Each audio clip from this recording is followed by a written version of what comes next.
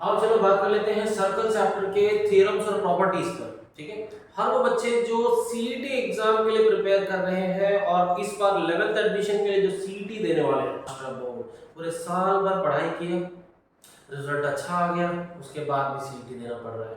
ठीक है, और लेकिन अब डर मन में सता रहा है कि अब जो आएगा वो अच्छा आएगा या बुरा आएगा। कोई टेंशन नहीं है, पूरे जोर शोर से लग जाओ, जितने दिन बचे हैं उतने दिन में पूरा 100% अपना दे दो, अब जो आएगा वो अच्छा ही आएगा, कोई टेंशन नहीं। चलो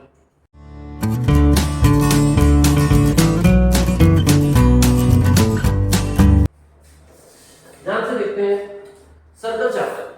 सर्कल चैप्टर के अंदर जो आप लोगों को मालूम होना चाहिए सीईटी में एमसीक्यू सॉल्व करने के लिए, वो कुछ इस तरीके से है। सबसे पहली चीज, सर्कल के अंदर आपने ये पढ़ा था, जो आपने 8th में भी पढ़ा था, वो बहुत जरूरी, कि अगर एक कॉर्ड है और सेंटर से मैंने अगर परपेंडिकुलर बना दिया, ठीक है, एक कॉर्ड है और मैंने सेंटर से एक परपेंडिकुलर बना दिया, ठीक है, तो ये जो परपेंडिकुलर है वो इस कॉर्ड को बाइसेक्ट कर देता है। तो perpendicular drawn from the centre of the circle to the chord bisects the chord. देखिए, अगर ये कॉर्ड 10 सेंटीमीटर की है, ठीक है, अगर AB आपका 10 सेंटीमीटर होगा तो AB आपका पक्का उसका आधा यानी 5 सेंटीमीटर होगा, ये आपको पता होना चाहिए। ठीक है, इसके अलावा इसके बाद इसी का सेम तरीका उन्होंने कहा, अगर आपका कोई भी एक सेगमेंट जो सेंटर से आता है और इस सेगमेंट को बाइसेक्ट कर देता है, अगर इस सेगमेंट को बाइसेक्ट कर देता है, ठीक है, तो वो ऑब्वियसली इसके परपेंडिकुलर होने वाला है। देखो दोनों सेम ही दिख रहा है, लेकिन यहाँ पर पहले परपेंडिकुलर था इसलिए बाइसेक्ट किया, और इसमें बाइसेक्ट है इसलिए परपेंडिकुलर है, दोनों एक दूसरे कॉन्वर्स है, लेकिन आपको जानना जरूरी है सेम चीज यहाँ पर भी होगी। ठीक है, कि ये अगर इसको बाइसेक्ट करता है तो वो इसको 90 डिग्री होगा, ये जानना है। नंबर 3, आपके पास एक सर्कल है, उन्होंने कहा कि अगर आपके पास एक सेंटर है और इस सेंटर से अगर मैंने ये एक सेंट्रल एंगल बनाया, ये दूसरा एक सेंट्रल एंगल बनाया, ठीक है, ये दोनों सेंट्रल एंगल का मेजर अगर सेम आता है, यानी अगर ये 30 डिग्री है और ये भी 30 डिग्री है, ठीक है, तो जो कॉर्ड्स उनके करस्पॉन्डिंग होने वाले हैं, जो कॉर्ड्स करस्पॉन्डिंग होने वाले हैं वो भी इक्वल ही होंगे। ठीक है, वो भी इक्वल ही होंगे। ठीक है, उसके साथ साथ अगर ये सेंट्रल एंगल्स इक्वल हैं तो इनके जो ये आर्क्स होते हैं वो भी इक्वल ही होंगे। ठीक है, मेजर भी इक्वल होगा, लेंथ भी इक्वल होगा। अगर सेंट्रल एंगल्स इक्वल होते हैं तो ये सेम सर्कल के लिए भी लागू होगा। अगर इसके साथ कॉन्वेंट एक और सर्कल हो जाता है, यानी सेम इसके जैसा एक और सर्कल बन जाए जो सेम रेडियस का है, तो अगर उसके अंदर भी 30 डिग्री बन जाएगा एंगल, तो क्या कंडीशन है, सेम कॉन्वेंट सर्कल होना चाहिए, तो ये आर्क इस आर्क के इक्वल ही होगा। ठीक है, ये तीसरी बात थी इसमें। उसके बाद आपने एक और चीज पढ़ी थी कि इसको बता देता हूं, फिर देखो, अगर आपके पास एक सर्कल है और ये एक कॉर्ड मैंने बनाया, ये एक और कॉर्ड बनाया मैंने, दिख रहा है, ये दोनों कॉर्ड्स इक्वल लेंथ के हैं। अगर ये दोनों कॉर्ड्स इक्वल लेंथ के हैं, ये है कॉर्ड AB, ये है कॉर्ड PQ। ठीक है, तो अगर मेरा कॉर्ड AB कन्वर्ट हो जाता है कॉर्ड PQ के, तो ऑब्वियसली इनका जो डिस्टेंस फ्रॉम द सेंटर होगा ना, डिस्टेंस फ्रॉम द सेंटर, ठीक है, यहां से वो इक्वल ही होगा। अगर मैं इसको ले लूं M और ये N, तो जो OM होगा वो इक्वल होगा OM। अगर आपके पास कोई कॉन्वेंट कॉर्ड है तो उनका जो डिस्टेंस होगा सेंटर से वो इक्वल होने वाला है। अंडरस्टूड? ये भी आपको जानना जरूरी है, ये जान करके रखें कि अगर ये 6 सेंटीमीटर दूर होगा तो ये भी 6 सेंटीमीटर दूर ही होगा। ठीक है, दूसरा इसी का उल्टा भी वही होता है कि अगर आपके पास दो कॉर्ड्स हैं जो सेम डिस्टेंस पे हैं, यहां से अगर जिसका डिस्टेंस सेम आ जा रहा है, यहां से ये भी 2 सेंटीमीटर दूर है और ये भी 2 सेंटीमीटर दूर है, तो ऑब्वियसली ये कॉर्ड्स कॉन्वेंट हो जाएंगे। तो सीधी सी बात है, convent chords are equidistant from the centre और equidistant chord from the centre are found, दोनों एक ही बात है, उसको ध्यान रखना चाहिए। ठीक है, ये हो जाने के बाद अब जो 10th में आपने एंटर किया, ये सब चीजें आप पहले से पढ़ चुके थे, जब आप 8th में थे, आप 9th में थे, और ये जानना जरूरी है, ये सबका एप्लीकेशन होता है 10th में भी। अब इसके अलावा जो आपने 10th में पढ़ा, 10th में देखो क्या पढ़ा आपने। अगर आपके पास एक सर्कल है, अगर आपके पास एक सर्कल है, ओके, और टैंजेंट, अगला टच की नहीं, टैंजेंट बना दिया मैंने, लाइन एल, ये टैंजेंट बना दिया मैंने। ठीक है, तो इसका नाम आपने पढ़ा था टैंजेंट थ्योरम। क्या पढ़ा था? टैंजेंट थ्योरम, ये आप जानते हैं। ठीक है, अगर आपके पास एक परपेंडिकुलर नहीं, अगर आपको एक रेडियस बना देते हो इसके पॉइंट ऑफ कांटेक्ट से, आप ये जानते हो एक सर्कल के लिए एक पॉइंट में एक ही टैंजेंट बनाया जा सकता है। One and only one tangent can be drawn at a given point on a circle. ठीक है, तो जब अगर आप एक रेडियस बना देते हो उसी पॉइंट ऑफ कांटेक्ट से, तो वो रेडियस परपेंडिकुलर ही होता है उस टैंजेंट को। आप किसी भी पॉइंट में एक दूसरा टैंजेंट ले लीजिए, ये यहाँ पर एक टैंजेंट है, तो यहाँ पॉइंट ऑफ कांटेक्ट से अगर आप सेंटर पे जॉइन करते रेडियस बन जाएगा, और आप मेजर करेंगे तो ऑब्वियसली ये 90 डिग्री ही होगा। ये आपका टैंजेंट थ्योरम था। ठीक है, परपेंडिकुलर ड्रॉन नहीं, radius drawn will be perpendicular to the tangent. ठीक है, वो रेडियस कहां से होना चाहिए? To the point of contact. ठीक है, ये हो गया आपका टैंजेंट थ्योरम। टैंजेंट थ्योरम के बाद आपको दो इंपॉर्टेंट चीजें और मालूम पड़ी थी इसके अंदर, कि अगर आपके दो सर्कल्स हैं जो एक दूसरे को टच करते हैं, अगर आपके पास दो सर्कल्स हैं जो एक दूसरे को टच करते हैं, देखो, तो ये जो पॉइंट ऑफ कांटेक्ट होता है ना, तो एक्सटर्नली टच करते हैं एक पॉइंट पे, ये जो पॉइंट ऑफ कांटेक्ट होता है ये लाई करता है इन दोनों के सेंटर्स को जॉइन करने वाले सेगमेंट के ऊपर।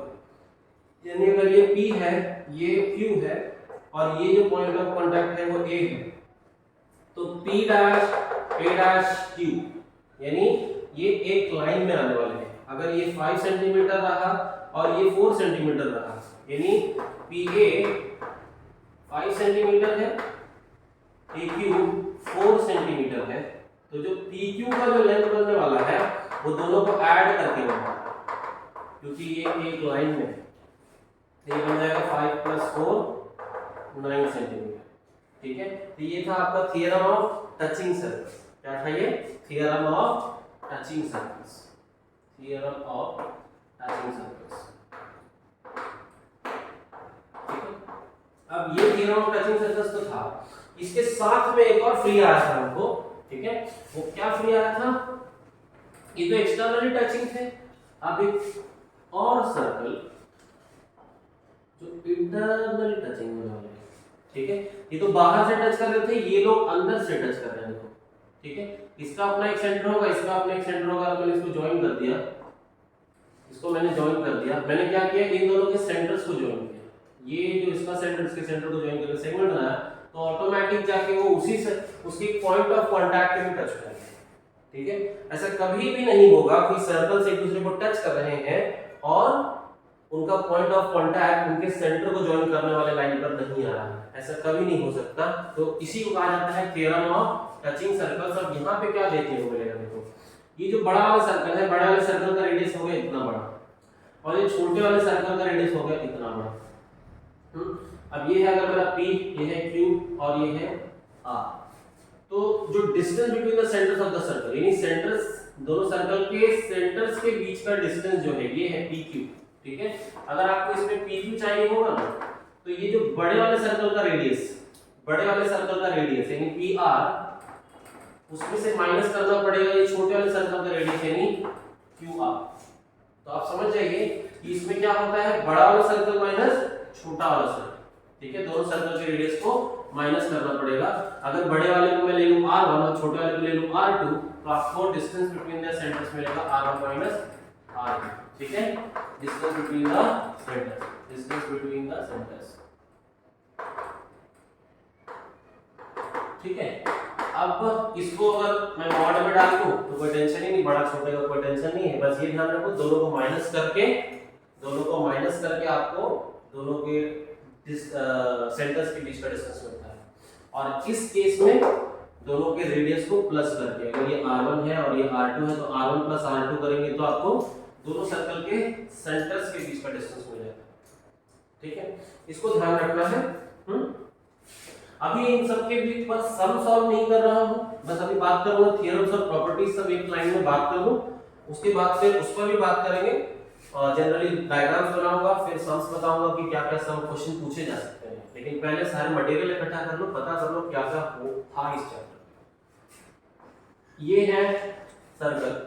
अब आपके पास एक एक्सटर्नल पॉइंट है, एक्सटर्नल पॉइंट। अब जो पॉइंट आउटसाइड है उससे आप दो टैंजेंट बना सकते हो मैक्सिमम। मैक्सिमम कितने टैंजेंट बनेंगे? दो ही टैंजेंट बना सकते हो आप एक गिवन सर्कल को। कि भाई अगर मेरे पास ये P सेंटर है और ये मान लो Q है और ये A और B है, तो ये जो दिखेगा ना, ये दोनों इक्वल होने वाले हैं, ये दोनों इक्वल होने वाले हैं। तो ये जो थे ये टैंजेंट सेगमेंट थ्योरम।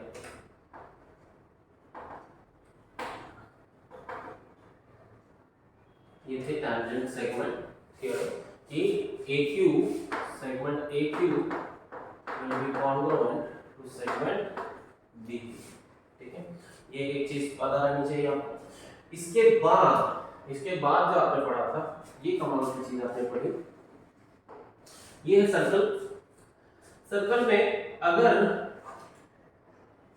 इस तरीके से एक एंगल बनता है, यानी vertex of the angle should lie on the circle, इस एंगल का जो है वर्टेक्स ये सर्कल के ऊपर लाई करना चाहिए। तो ये जो एंगल बनता है इसको नाम दिया गया इंस्क्राइब्ड एंगल, इंस्क्राइब्ड एंगल। ठीक है, अभी जो इंस्क्राइब्ड एंगल होता है, अगर ये 30 डिग्री होगा तो ये 60 डिग्री होगा, अगर ये 30 डिग्री होगा तो ये 60 डिग्री ही होगा। ठीक है, तो इससे क्या पता चलता है कि इस आर्क का आधा होता है ये, और ये था आपका इंस्क्राइब्ड एंगल थ्योरम। क्या था? Inscribed angle theorem. इसको ध्यान रखिए। ठीक है, ये इंस्क्राइब्ड एंगल थ्योरम में अब आपको जो मेजर दिया होगा इस आर्क का, उसका आधा ये कर देना है, या इसका जो दिया है उसका डबल कर देना है इस आर्क के। ये इंस्क्राइब्ड एंगल थ्योरम था। इसी को इससे ही मिलता जुलता आपको एक थ्योरम मिला। अगर आपके पास एक सर्कल है, अगर आपके पास एक सर्कल है, ये मैंने एक एंगल बनाया, ये एक इंस्क्राइब्ड एंगल हो गया। अब एक दूसरा एक इंस्क्राइब्ड एंगल बनाने जा रहा हूं जो उसके बराबर सेम पॉइंट्स पे, देखो ये सेम पॉइंट्स पे, ये A है, ये B है मान लो। ठीक है, A और B एंड पॉइंट्स हैं, ये P और Q ले लेता हूं। अभी जो एंगल APB है, एंगल APB, और ये देखो एंगल AQB, एंगल AQB, ये दोनों के दोनों उनके एंड पॉइंट्स देखो ये हैं, देखो एंड पॉइंट्स। तो ये वाला भी इसी आर्क को काटता है, आप देखो जरा, और ये वाला एंगल भी इसी आर्क को काटता है। तो दोनों ही इसी आर्क के आधे रहने वाले हैं। अगर ये 120 डिग्री है तो ये एंगल भी 60 ही होगा, क्योंकि वो इस आर्क को काट रहा है, और ये 120 है तो ये वाला एंगल भी 60 ही होगा, क्योंकि वो भी इसी आर्क को काट रहा है। ठीक है, इसको कहा जाता था angles inscribed in the same arc, angles inscribed in the same arc, in the same arc। ठीक है, ये वो चीज थी कि अगर एंगल उनके अंदर है तो आप देखो इंस्क्राइब्ड एंगल इसके अंदर कैसा है कि इनफाइनाइट एंगल्स बना सकते हो, इनफाइनाइट एंगल्स बनेंगे इसके अंदर। अभी तो मैं जितना बना उतना बना दिया। ठीक है, इनफाइनाइट एंगल्स बनेंगे, बस ये ध्यान रखो उनके एंड पॉइंट्स यहीं पे होने चाहिए और ये बीच में वर्टेक्स रहेंगे, वर्टेक्स सर्कल के ऊपर लाई करना ही चाहिए। ठीक है, अगर वर्टेक्स सर्कल के अंदर है तो इसको इंस्क्राइब्ड एंगल नहीं बोलते। ठीक है, ये हो गया वो वाली चीज। अब इसके बाद आपने पढ़ा था, अगर मान लीजिए एक सेगमेंट है, ये एक सेगमेंट है, और इस सेगमेंट के सेम साइड पे, अगर इस सेगमेंट के सेम साइड पे एक पॉइंट है जहां से मैं एक एंगल बना देता हूं इसे। ठीक है, इस एंगल का मेजर मान लीजिए 80 डिग्री हो गया। उसके बाद मैंने एक और एंगल लिया, एक और पॉइंट लिया यहाँ पर, जिसको अगेन फिर मैंने जब ज्वाइन किया, इसको ज्वाइन किया तो ये भी बनता है 80 डिग्री। कोई भी एक रैंडम, यहाँ पर एक पॉइंट है, यहाँ पर एक पॉइंट है, ठीक है। तो अगर ये पॉइंट ए है, ये बी है, ये सी है और ये डी है, तो क्योंकि सेम साइड ऑफ सेगमेंट पे ये दोनों कॉमन एंगल बन रहे हैं, तो अभी जो मैंने बताया था ना angles instead in the same arc, तो वैसे ही ये लोग भी angles instead in the same arc ही तो होंगे, राइट। सर्कल मैंने बहुत कमाल का बनाया है, लेकिन फिर भी ऐसा समझिए कि ये लोग एक सर्कल के अंदर ही आने वाले होंगे, तभी तो देखो सेम आर्क को ये लोग इंटरसेक्ट कर रहे हैं, ठीक है। तो ये भी एक चीज थी कि अगर सेम साइड ऑफ सेगमेंट पे अगर दो ऐसे पॉइंट मिलते हैं जो कॉन्वेड एंगल्स बना रहे हैं, तो ये जो चारों पॉइंट होंगे ना, ये सबके सब एक ही सर्कल पे लाया करेंगे, उनको कहा जाएगा दे आर कॉन्साइक्लिक पॉइंट्स, ठीक है। They are all concyclic. अभी कॉन्साइक्लिक क्या है? कॉन्साइक्लिक वो था, आपने ये पढ़ा था, देखो cyclic quadrilateral theorem. Cyclic quadrilateral theorem क्या होता है?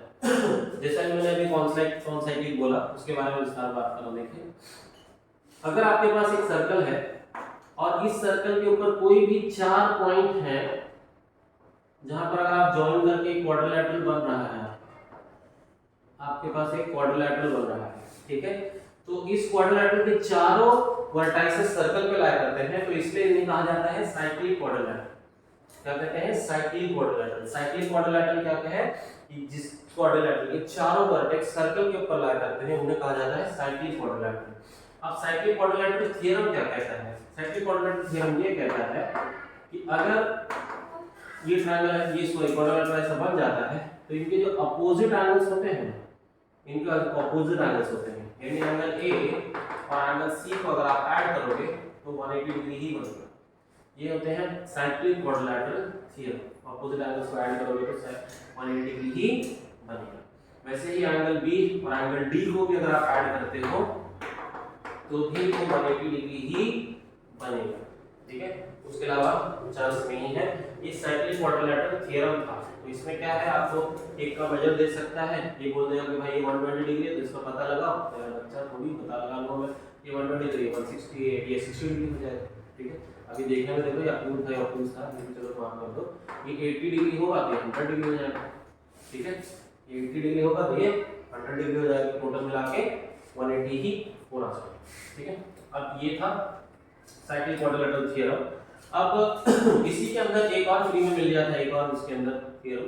ये प्रॉपर्टी इस तरीके से चलती है, देखो अगर मैंने इसको एक्सटेंड कर दिया बाहर की तरफ, इसको मैंने एक्सटेंड कर दिया बाहर की तरफ, तो ये जो एंगल यहाँ पर बनेगा, इसे कहा जाता है exterior angle of the cyclic quadrilateral. इस एक्सटीरियर एंगल का मेजर इस वाले के बराबर होता है, ये बगल वाले के सामने वाले, क्या बगल वाले के सामने वाले के बराबर होता है। ये सिंपल सा लॉजिक कैसे लगा सकते हो आप? ये देखो, ये एंगल और ये एंगल दोनों साथ में मिलकर लीनियर पेयर बनते हैं, ठीक है। यानी अगर मैं यहाँ पर ले लूँ P, तो angle DCB plus angle DCP, ये दोनों मिल करके 180 डिग्री बना रहे हैं, क्योंकि ये लोग लीनियर पेयर हैं। उसके बाद ये दोनों सामने अगर आप देखोगे, ये दोनों सामने अभी बात किया था मैंने कि साइक्लिक क्वाड्रिलैटरल थ्योरम के हिसाब से ये दोनों मिलकर भी 180 डिग्री ही बनेंगे। आप जरा देखो, ये देखो DCB दोनों में आप DCB इसके साथ भी 180 बनाता है, DCB इसके साथ भी 180 बनाता है। तो भाई बचपन से आप पढ़ ही रहे हो कि अगर ये दोनों सामने आ जाए, ये दोनों सामने आ जाए, तो ये DCB कट जाएगा और angle DCP will be equal to angle A, ठीक है। इसलिए ये वाला एंगल इस एंगल के बराबर होता है। ये था exterior angle of the cyclic quadrilateral, इसको भी आप ध्यान रखिए। अब जितनी बातें बताया मैंने, आपको बहुत ज्यादा बहुत ज़्यादा स्पेसिफिक थी। अच्छा एक और रह गया जो मैं बता देता हूँ। देखो अगर एक और चीज़ है, ये सर्कल है आपके पास अगर, और ये आपका है डायमीटर, ये आपका है डायमीटर, तो आपको क्या करना होता है, कोई भी एक पॉइंट, ये डायमीटर होना चाहिए, क्या है? ये डायमीटर होना चाहिए, और आपने सर्कल पे कोई भी एक पॉइंट ले लिया, तो अगर आप इसको ज्वाइन करते हो, यहाँ पर जो ट्रायंगल बनेगा वो क्या बन जाने वाला है, वो बन जाएगा राइट एंगल ट्रायंगल। यानी एक हाफ सर्कल के अंदर अगर इंस्टेंट एंगल है तो वो 90 डिग्री ही होगा, क्योंकि इसने क्या किया है, इसके सामने जो इंटरसेप्टेड आर्क है वो आधा सर्कल है, आधा सर्कल कितना 180 डिग्री, तो 180 डिग्री का आधा 90 ही होगा। इस वजह से angle inscribed in the semi circle is a right angle. ठीक है, अभी इसके ऊपर और भी बातें कर सकते हैं, वीडियो ऐसे ही बहुत लंबा हो गया, लेकिन जितना भी बताया उसको ट्राई टू रिकलेक्ट। तो इसके ऊपर मैं और वीडियो बनाऊंगा जिसके अंदर मैं सम्स पे भी डिस्कशन करूंगा, क्या क्या सम्स आएंगे सीटी के ऊपर, सीटी के अंदर। ठीक है, दैट्स ऑल, तब तक